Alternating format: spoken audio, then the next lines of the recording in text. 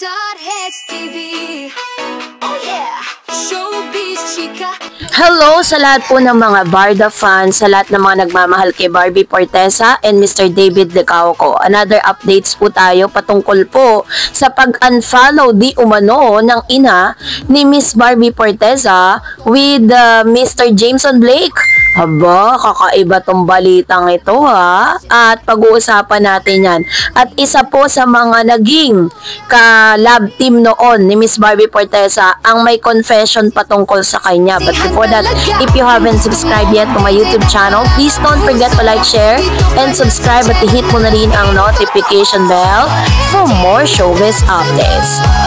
Bago tayo dumako sa ating pong proper topic for today's video, of course, meron po tayong nais or meron po tayong comment of the day, no, na tinatawag kung saan ito po ay patungkol dun sa ating last update. So nag-update tayo last Friday dahil busy ang lola niya ng Saturday at Sunday.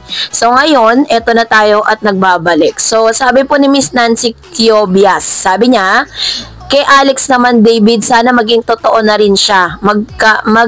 Magpakalalaki siya. Sabihin niya na friend sila ni Alex. Oo, may girlfriend ako, si Alex Manalang. Tapos sa issue doon, malalaman nila kung support pa ang mga fans Barda. Kasi kung talagang walang relasyon siya kay Alex, ang tagal ng issue yan, di man lang siya niya nililinaw ang balita para matigil na rin ang mga badge or basher niya, saka mabawasan na rin ang bashers ni Barbie if may kanya-kanya na silang relasyon.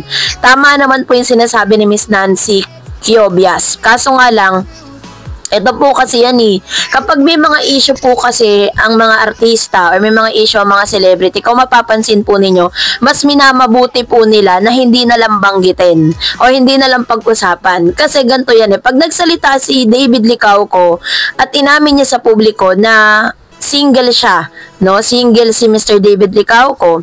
Ang gagawin po ng mga bashers, ng mga hindi natin malaman kung supporters ba sila ni David or mga talagang mga detractors or demolition job, hahanapan po yan ng girlfriend. Kakalkalin pa rin ang kakalkalin yan, no? Hanggang sa hanggang sa masira na ng masira yung pangalan ni David sa publiko. Kapag naman inamin ni David Licauco, sabihin na natin na inamin niya na may girlfriend siya, ganon pa din ang gagawin niya, no? Talagang kakalkarin pa rin niya ng kakalkarin kung sino yung babae, hanggang sa masira na rin yung pangalan ni David dahil sa mga, diba? Ganon po yung ginagawa. Kaya, ang ginagawa po ng mga artista ngayon, better yet, manahimik na lang sila at deadmahin na lang yung mga issue na lumalabas. Diba? Parang mas gugustuhin pa nila maging sikreto na lang ang lahat ng bagay, no? Kasi ngayon nga, ilang beses na sinasabi ni Mr. David Licauco na single siya, pero hinahanapan siya ng girlfriend ng mga hinayupak, no? Hinahanapan siya ng mga girlfriend ng mga tao na nasa social media, 'di ba? Ginagawan siya ng kung ano-anong kwento at kung ano-ano mga chika. So, kaya nga po si Mr. David Licauco, kahit po yung mga ibang mga celebrity, is mas gustuhin po nilang isikreto So, i-example na lang natin itong si Coco Martin tsaka si Julia. Ilang beses po silang tinatanong na many times sinatanong sila magkarelasyon ba kayo ni Julia at Coco Martin. Never po silang sumasagot. Kahit nakikita po sila lagi na nagde-date sa ibang bansa until such time sinabi ni Coco Martin sa kanyang interview, napaka-unfair naman daw kay Julia kung itatago pa nila. So, ilang taon po yun bago po lumabas yung katotohanan na magjowa sila. Ganon po ang mga artista. Kasi sabi po ni Miss Julia, mas gusto, Julia ano yun Julia, ano ba to? Yung jowa ni Coco Martin, si Julia, basta yun, hindi Barreto. So, mas gugustuhin po nilang itago kasi pag daw nilalabas sila sa publiko, sinisira, no, gumagawa ng paraan ng mga demolition job na sirain yung kanilang relasyon. So, better yet, tinago nila o ano ngayon ang naging resulta, magjowa na sila. At napapabalita pang may anak na 2. Diba? So, yun yung pinakasikreto talaga sa showbiz So anyways, yun yung isa sa mga masasabi kong paliwanag patungkol dyan. Eto na, isa naman po sa mga dating collab team nitong si Miss Barbie Forteza na meron po siyang confession patungkol kay Miss Barbie. Si Mr. Joshua Junicio, if you remember him, admits Barbie Forteza was more than a friends during Twin Hearts Day. Bo? Ibig sabihin, sinasabi nitong si Mr. Joshua na talagang magjowa sila noon. Joshua Junicio admit that Barbie Forteza was more than just a friends to him during their Twin Hearts Day. On Friday, Fast Talk with Boy Abunda, Joshua looked back at their youngest days together and made the candid revelation. Sabi niya, I don't wanna be the one to put label on it, pero we were very close talaga during that time.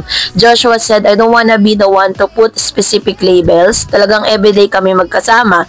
He drew a clear distinction between his bond with Barbie and other colleagues. Totoo man naman po talaga na we're more than kasi kung si Joyce Ching, I'd consider her as my friends before, pero si Barbie was more than a friend, sabi ni Joshua. He however clarified that they never exchange I love yous kasi may mga acquaintances tayo, so I consider them as a friend, pero she's my parang siguro best friend or something more, sabi niya.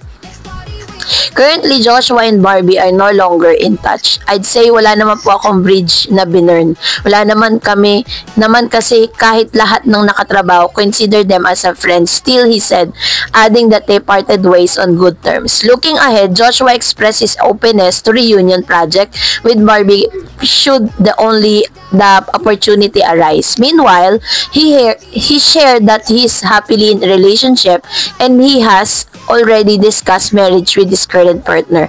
Barbie is currently starring in Beauty Empire with Kaylin, and her most recent include P77 and Contrabida Academy. Inamin po ni Mr. Joshua Garcia, or parang isa sa mga request niya sa GMA, if he's going to give him a chance na makatrabaho si Miss Barbie Forteza, is mas gugustuhin niya talaga na makasama si Miss Barbie, kasi sabi niya naman talagang naghiwalay po sila dun sa trabaho kasi wala naman siyang inamin na parang talagang masasabi na talaga niya na feeling niya, they are more than friends, pero wala silang label at hindi sila nagka-I love you one sa isa't isa.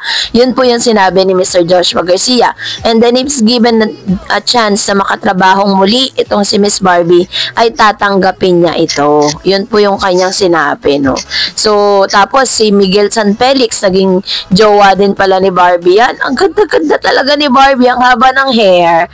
So, yun nga. So, ito na, pag-usapan natin. Kasi meron pong mga kumakalat na news at pinag-uusapan online na ito daw, ina ni Miss Barbie Forteza ay in-unfollow ito pong si Mr. Jameson Blake.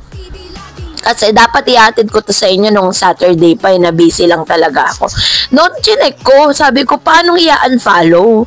So, ito po yung Instagram, nasa screen natin. Instagram account po yan ni Miss Ami Forteza. Yung mami po ni Miss Barbie Forteza, na isa sa pinakamahalagang tao sa buhay ni Miss Barbie, na parang kapag sinabi ng mami ni Barbie, talagang susundin niya. Kumbaga parang napaka-importante at malaking factor sa decision niya ang kanyang ina. So, nakita natin dito na talagang sobrang napaka supportive ng ina ni Miss Barbie. Tignan nyo, lahat po ng mga endorsement niya, lahat ng mga video endorsement niya, talagang nire-repost ni Mami Ami Forteza. At chinek ko po lahat ng mga fina-follow niya, no? Nakita ko po dito na hanggang sa ngayon, pina-follow niya pa rin si David Licauco at pina-follow pa rin siya ni David. Pero dun po sa mga followers po niya, wala pong Jameson Blake na naka-follow sa kanya. At kaya naman si Mami Ami, hindi rin po naka-follow dito po kay Mr. Jameson Blake. So, paano pong i-unfollow? So, wala pong unfollowan na naganap at wala ring followhan na naganap. Kasi ako kung totoo talaga na totoo talaga yung chismis na itong si Jameson Blake ay nalilink at sinasabing magjowa na sila ni Barbie, bakit hindi pa po sila nagkapapaluhan sa Instagram? Well, in fact, yan po ang ilan sa mga batayan na masasabi mo talaga na connected ka na dun sa tao Kasi si David nakafollow po kay Mami Ami, si Mami Ami nakafollow din kay David Licauco.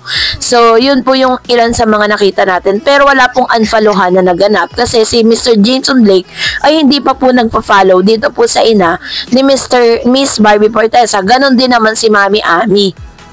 No, kaya wala pong ganong pangyayari. Huwag po kayo masyadong magpapapaniwala sa mga ganong chika.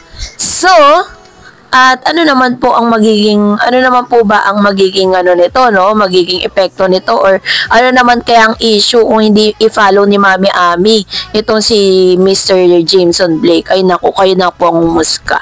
So, that's it for today. For more videos and updates, please don't forget to like and subscribe, and please don't forget to follow my Facebook page, Dar Eds TV and Dar Eds channel. God bless everyone.